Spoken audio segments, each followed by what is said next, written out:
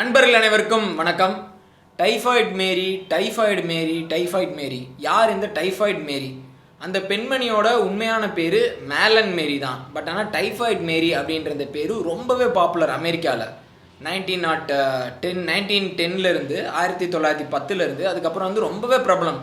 இந்த வீடியோவில் டைஃபாய்டு மேரி யார் அப்படின்ற சுவாரஸ்யமான தகவலை உங்கள்கிட்ட நான் சொல்ல போகிறேன். அதுக்கு முன்னாடி உங்கள்கிட்ட ஒரு சின்ன கான்செப்ட் வந்து நான் உங்கள்கிட்ட சொல்லிடுறேன். இப்போ ஒரு 10 பேர் இருக்கீங்கன்னு வச்சுக்கோங்களேன். அதில் ரொம்ப எதிர்ப்பு சக்தி பொருந்தியவர். அவர் உடம்புல நிறையா கிருமிகள் இருக்கும், ஆனால் அவருக்கு எந்த பிரச்சனையுமே வராது.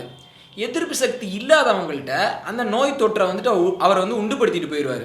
அவர்கிட்ட இருக்கும், அவரால் மற்றவங்களுக்கு பாதிப்பு வரும், ஆனால் அவருக்கு வந்து பாதிப்பு வராது. அவர் வந்து கேரியர்னு சொல்லுவாங்க, அந்த கிருமியை மக்கள் மத்தியில் பரப்பக்கூடியவர், ஆனால் அவருக்கு எதுவும் ஆகாது அப்படின்னு சொல்லிட்டு. இப்போ நிஃபா வைரஸ் எடுத்துக்கிட்டிங்கன்னா கூட வவ்வால் அது இருக்கும், மட்டனா வவ்வாலுக்கு ஒன்றும் செய்யாது, மனிதர்களுக்கு பன்றிக்கு இந்த மாதிரி விஷயங்களை நோயை உண்டு பண்ணும்.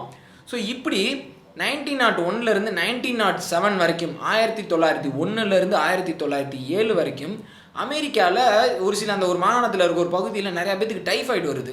நிறைய பேத்துக்கு கிட்டத்தட்ட 1901 1907 வரைக்கும் கிட்டத்தட்ட ஒரு 7 வருட காலம் நிறையா குடும்பங்களில் அந்த தொற்று வருது. கிட்டத்தட்ட ஒரு 2-3 பேர் இறந்து போயிடுறாங்க. ஸோ டைஃபாய்டு ஒவ்வொரு இடத்துலையும் வெவ்வேறு இடத்துல வருது. நம்ம உங்கள் எல்லாத்துக்குமே டைஃபாய்டு பற்றி தெரியும். நிறைய பேர் டைஃபாய்டு ஜுரம் வந்திருந்தவங்களுக்கு அதோட குடும்பம் என்னன்னு தெரியும். இப்படி எல்லாம் அந்த பிரச்சனை வருது. ஸோ 1907 அப்புறம் ஒரு ஹெல்த் ஆஃபீஸர் வந்து ஒருத்தர் அந்த ஸ்டடி பண்ணுறாரு, அந்த 7 வருஷம் எங்கெங்கெல்லாம் டைஃபாய்டு ஜுரம் வந்தது என்ன அப்படின்னு. அவர் இன்ட்ரெஸ்டிங்காக ஒரு விஷயத்தை கண்டுபிடிக்கிறார். என்னென்னா, இந்த வந்த இடங்கள் எல்லாத்துலேயுமே வெவ்வேறு குடும்பங்களில் ஒரு சமையல்கார ஒரு லேடி வேலை பார்த்துருக்கா. ஸோ அவள் வேலை பார்த்த எல்லா குடும்பத்துலையுமே டைஃபாய்டு வந்திருக்கு, டைஃபாய்டு ஜுரம் வந்திருக்கு. டைஃபாய்டு ஜுரம் வந்து அடுத்து அவங்க சிக்காகிற அந்த சமயத்தில் அவள் அந்த வேலையை விட்டுட்டு வேற ஒரு வீட்டுக்கு போயிடுறா. அதுக்கப்புறம் அந்த வேறு வீட்டில் இருக்கவங்களுக்கு டைஃபாய்டு ஜுரம் வருது. அந்த சமையல் வேலையை விட்டுட்டு வேற ஒரு வீட்டுக்கு போயிடுறா. இவருக்கு வந்து ஒரு ஆச்சரியமாக போயிடுது, யாரா இது இப்படி இவர் போகிற வீட்டிலாம் டைஃபாய்டு ஜுரம் வருது அப்படின்னு சொல்லிட்டு அவர் அந்த என்கொயரி பண்ணி இது பண்ணதுக்கப்புறம் அந்த பெண்மணி பேர் வந்து மேலன் மேரி அப்படின்னு சொல்லிட்டு தெரிய வந்துடுது இவருக்கு.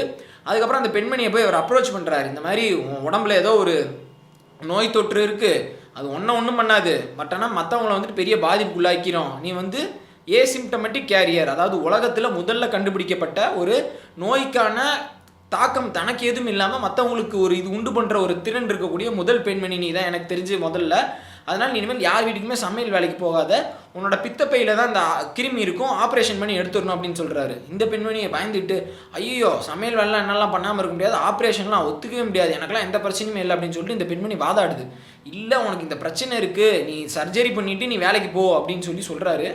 நான் வேலைக்கு போகல, எனக்கு சர்ஜரி பண்ண வேணாம், நான் வேறு வேலை பார்த்துக்கிறேன், நான் சமையல்கார வேலைக்கு போகல அப்படின்னோடனே சரின்னு விட்டுறாரு.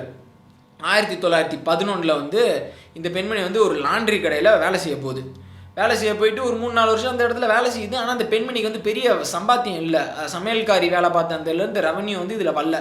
திருப்பி வந்து 1915 வந்துட்டு இதே ஹெல்த் ஒர்க்கருக்கு ஒரு குடும்பத்தில் வந்து டைஃபாய்டு தொற்று அந்த குடும்பத்தில் நிறைய பேருக்கு வருது. இவருக்கு புரிஞ்சு போச்சு டைஃபாய்டு மாரி தான் ரைட்டு அப்படின்னு சொல்லிட்டு திருப்பி அந்த இடத்துக்கு போகிறாரு. இவர் போகிறதுக்குள்ள அந்த வேலையை விட்டு வேற ஒரு வீட்டுக்கு போயிட்டான். அதுக்கப்புறம் இவர் போய் வந்து பிடிச்சிடுறாரு. இந்த மாதிரி நீ சொன்ன எதுவுமே கேட்கல, நீ இப்போ வந்துட்டு ஒரு ப்ரிவென்டிவ் கஸ்டடியில் தான் இருக்கணும்னு சொல்லிட்டு ஒரு ஜெயில் மாதிரி ஒரு இடத்துல ரிட்டர்ன் பண்ணி வச்சிடறாங்க. கேட்குறாங்க சர்ஜரி பண்ணலாம்னு சொல்லிட்டு டைஃபாய்டு மாரி ஒத்துக்கவே இல்லை. கடைசியில் டைஃபாய்டு மாரி 68 வயசில் இறந்துடுறா. இறந்ததுக்கப்புறம் அவளோட பித்தப்பை எடுத்து ரிசர்ச் அந்த லேபில் வச்சு பார்க்குறப்போ ஃபுல்லாக டைஃபாய்டு உண்டு பண்ணுற அந்த ஆர்கானிசம், அந்த தொற்று கிருமி வந்து நிறையா இருந்திருக்கு. ஸோ உலகத்தில் டைஃபாய்டுக்கு சால்மோனல்லா டைஃபி அப்படின்ற ஒரு பாக்டீரியாவால் வர்ற அந்த இதுக்கு முதல்ல ஏசிம்டமெட்டிக் கேரியர், அந்த நோய் தன்னை எதுவுமே பண்ணாது அப்படின்றது யாருன்னு பார்த்துக்கிட்டிங்கன்னா டைஃபாய்டு மாரி.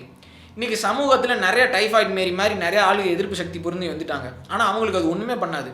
பட் ஆனால் உங்களுக்கு அது வந்து பயங்கரமான ஒரு தொற்றை காசு பண்ணும். டைஃபாய்டு வர்றதுக்கு முன்னாடி இப்படி இருந்தேன்னா டைஃபாய்டு வந்ததுக்கப்புறம் இப்படி ஆகிட்டேன் அப்படின்ற மாதிரியான நிலைமைக்கெல்லாம் நீங்கள் போயிருவீங்க. ஒரு எக்ஸாம்பிள் சொல்கிறேன். நீங்கள் வந்து ஹோட்டலில் சாப்பிட போகிறீங்க, டம்ளரில் 3 விரல் இப்படி பிடிச்சி ஒன்றா சேர்த்து எடுத்துகிட்டு வருவார். அதுக்கு முன்னாடி அவர் டாய்லெட் போயிருப்பார், சரியாக கை கழுவி இருக்க மாட்டார். அவர் உடம்புல டைஃபாய்டு ஆர்கானிசம் இருக்கும். அவர் டாய்லெட் போயிட்டு சரியாக கை கழுவில் கையில் வந்துட்டு அந்த டைஃபாய்டு ஆர்கானிசம் இருக்கும், அதை தண்ணியில் மிக்ஸ் பண்ணி எடுத்துகிட்டு வந்து உங்களுக்கு கொடுத்துட்றாரு. நீங்கள் அதை குடிக்கிறப்போ உங்களுக்கு டைஃபாய்டு வர்றதுக்கான இது இருக்குது, பட் ஆனால் அவருக்கு வராது. அவர் வந்து எதிர்ப்பு சக்தி பொருந்தியவர். ஸோ அதனால் நீங்கள் வெளியே போய் சாப்பிட்றப்போ இது பண்ணுறப்போ ரொம்பவே கவனமாக இருங்க, உங்கள் ஹெல்த்தை பார்த்துக்கோங்க. டைஃபாய்டு அப்படின்ற அந்த ஒரு பேக்கரியிலேருந்து ரொம்ப தவறான முறையில் நிறைய இடத்துல பேக்கரியில் அவங்க செய்கிறது எப்படின்னு பார்த்தீங்கன்னா, நீங்களே போய் சாப்பிட மாட்டீங்க.